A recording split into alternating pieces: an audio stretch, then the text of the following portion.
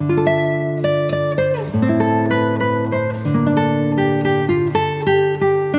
Guys, welcome back to my channel. So guys, आज मैं आपके लिए लेके आया हूँ मीटियोराइट गार्डन के एपिसोड 22 के एक्सप्लेनेशन। अगर आपने इससे पहले के एपिसोड नहीं देखे तो आप उन्हें हमारे चैनल पे जाके देख सकते हैं, और साथ ही मैं उन वीडियो के लिंक नीचे डिस्क्रिप्शन में भी दे दूंगा, तो आप उन्हें भी चेकआउट कर सकते हैं। और मैं आपको रैंडम सीन हटाकर मेन स्टोरी के हिसाब से एक्सप्लेन करूंगा।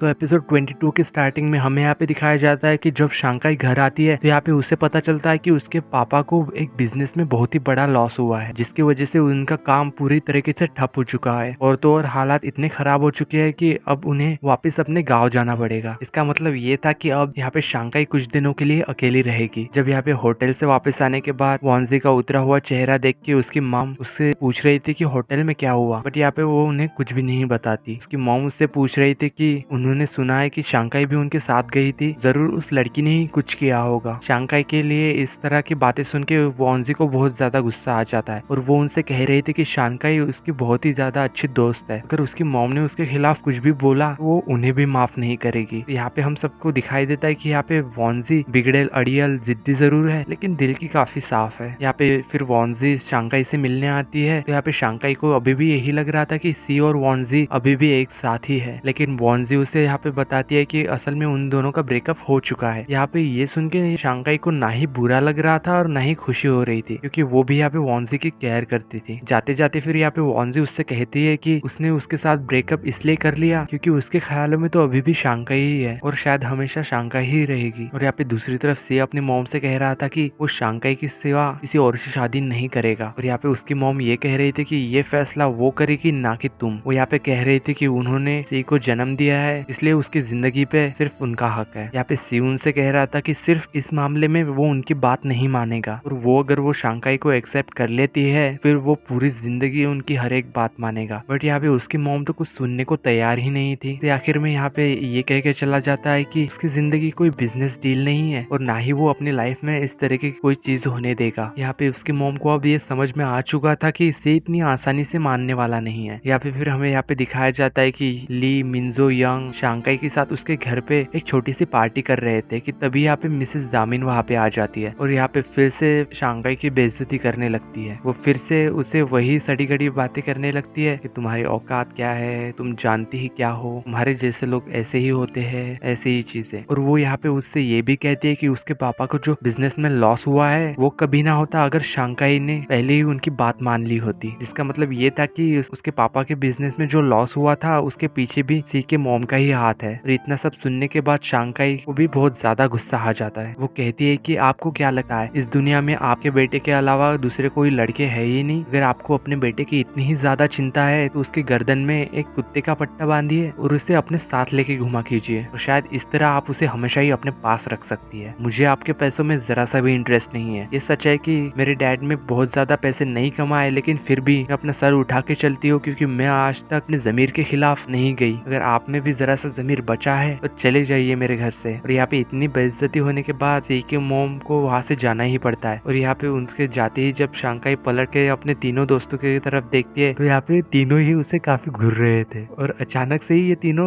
तालियां बजाने लगते हैं। वो यहाँ पे कह रहे थे कि आज तक कभी भी सी की मॉम को इस तरह का जवाब किसी ने नहीं दिया, और आज जो शांकाई ने किया उसे करने के लिए बहुत ही ज्यादा हिम्मत चाहिए। वो उसे बता रहे थे कि अब उसका रास्ता आसान नहीं होगा, क्योंकि उसने सी के मॉम को चैलेंज किया, वो भी उनके बेटे को लेके। इसलिए शांकाई को अब हर तरह की मुसीबत का सामना करने के लिए तैयार रहना होगा। शांकाई को यहाँ पे एहसास हो रहा था शायद वो कुछ ज्यादा ही बोल दिया उसने। अब यहाँ से शांकाई की मुसीबतों की शुरुआत तो हो चुकी थी। यहाँ पे उसी रात उसका मकान मालिक यहाँ पे आता है और बेकार सा बहाना देके घर खाली करने के लिए कहता है। यहाँ पे शांकाई उससे थोड़ी सी मोहलत मांगती है, लेकिन वो साफ इनकार कर देता है, और यहाँ पे शांकाई को वहाँ से जाना ही पड़ता है। वो यहाँ पे अपने पेरेंट्स को भी फोन लगा रही थी, लेकिन उनके परेशानी सुन के वो अपना इरादा बदल लेती है और उन्हें कुछ भी नहीं बताती। और यहाँ पे दूसरी तरफ सी के दोस्त उसे ये बता रहे थे कि किस तरह आज शांकाई ने उसके मॉम के खिलाफ कितनी सारी बातें सुनाई उन्हें। और यहाँ पे शायद ये सुन के सी बहुत ज्यादा खुश लग रहा था, क्योंकि वो अब उसे यकीन हो गया था कि वो इस लड़ाई में अकेला नहीं है और शांकाई उसके साथ है। और यहाँ पे उससे रहा नहीं जाता और वो शांकाई को मिलने के लिए वहाँ से चला जाता है। और यहाँ पे हमें दिखाया जाता है कि शांकाई अपना सारा सामान बांध के घर के बाहर बैठी हुई थी, क्योंकि उसके पास तो जाने के लिए कोई दूसरा ठिकाना था ही नहीं। सी वहाँ पे आता है, उससे गले लगा के कहता है कि वो बहुत ही ज्यादा खुश है, क्योंकि अब वो अकेला उसकी मॉम के खिलाफ खड़ा नहीं होगा। अगर शांकाई उसके साथ है तो फिर उसे किसी की भी परवाह नहीं। यहाँ पे शांकाई का सामान वो घर के बाहर देख के समझ जाता है कि उसने वो घर छोड़ दिया है या फिर उसे उस घर से निकाल दिया है। और यहाँ पे वो शांकाई को जबरदस्ती अपने साथ अपने घर लेके आया था, जहाँ पे पहली बार उसका सामना सी की दादी से होता है। यहाँ पे सी अपनी दादी से कह रहा था कि शांकाई उसकी दोस्त है और कुछ दिनों के लिए वो यही उसके साथ रहेगी। यहाँ पे उसकी दादी कह रही थी कि ये यंग जनरेशन के चोचले यहाँ नहीं चलेंगे। वो यहाँ पे शांकाई से कह रही थी कि अगर उसे इस घर में रहना है तो उसे काम करना पड़ेगा। और यहाँ पे सी को इस बात पे बहुत ज्यादा गुस्सा आ जाता है। वो उसकी दादी से कह रहा था कि वो शांकाई को इस घर में काम करने के लिए नहीं लाया। यहाँ पे उसकी दादी कह रही थी कि पूरी दुनिया में हर चीज की एक कीमत होती है, अगर शांकाई को इस घर में रहना है तो उसे काम करना ही होगा। और यहाँ पे सी उनसे बहस करने की कोशिश कर रहा था। तो यहाँ पे शांकाई कहती है कि तुम्हारी दादी सही कह रही है, क्योंकि वो खुद भी उसके घर में फ्री में नहीं रहना चाहती। और इसी सीन के साथ एपिसोड 22 की एंडिंग होती है।